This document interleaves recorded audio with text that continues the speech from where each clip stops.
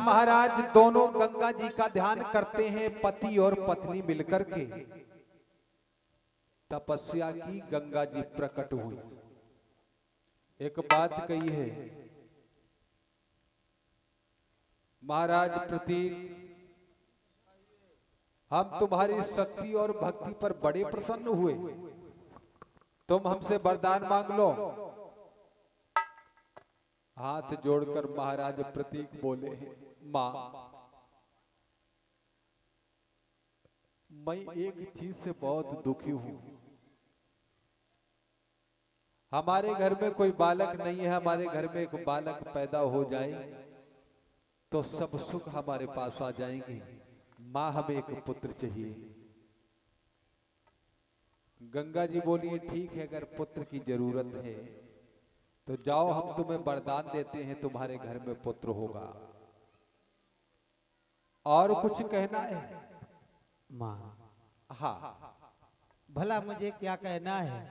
आपने जब मुझे वरदान दे ही दिया है कि तुम्हारे घर में वृद्धापन में एक संतान अवश्य आएगी, निसंकोच कहिए। और कुछ कहना है? सुनो गंगा, हाँ, हमें और कुछ नहीं चाहिए, सिर्फ एक चीज और चाहिए।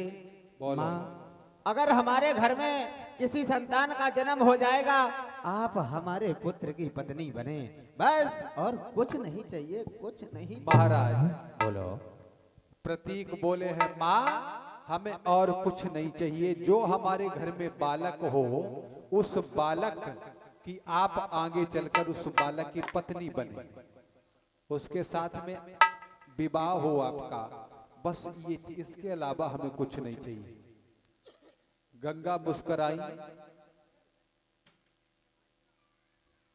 एक बात कही, बड़ी चालाक हो, वरदान दिया और गंगा जी महाराज चली गई। जब गंगा जी चली गई तो दोनों पति और पत्नी घर वापस आई। अब इधर वो गंगा जी का दिया हुआ वरदान महाराज अंत में बाजीबा, अरे वृद्धापन में आंगन में और भव एक अवतारी,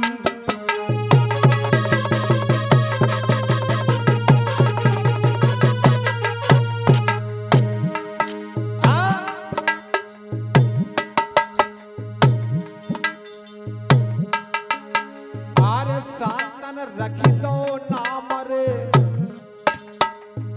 सांतन रखी दो नाम रे, तब खुशी भय नर नारी।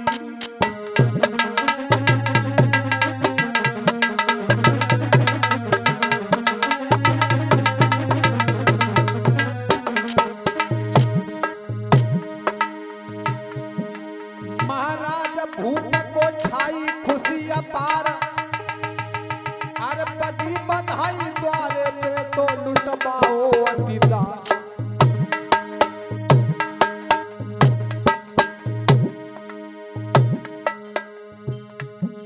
ऐसी गंगा जी की पहर लला जब श्यानो हुई गो, ऐसी गंगा जी की पहर कुंवर जब श्यानो हुई गो।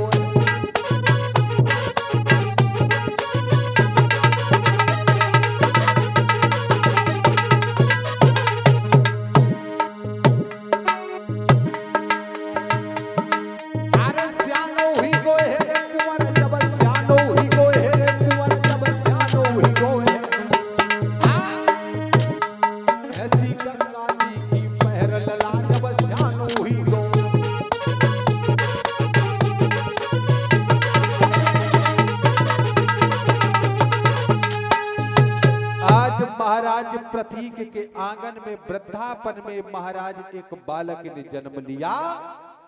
महाराज प्रतीक और उनकी पत्नी दोनों बड़े प्रसन्न हुए, बड़े खुश हुए। मोहल्ला में जब पता चला है कि बुढ़ापे में महाराज प्रतीक के आंगन में एक पुत्र ने जन्म लिया, तो जितनी मोहल्ला की औरतें थी महाराज सब ढोलक लेके आंगन में पहुंच जाती हैं।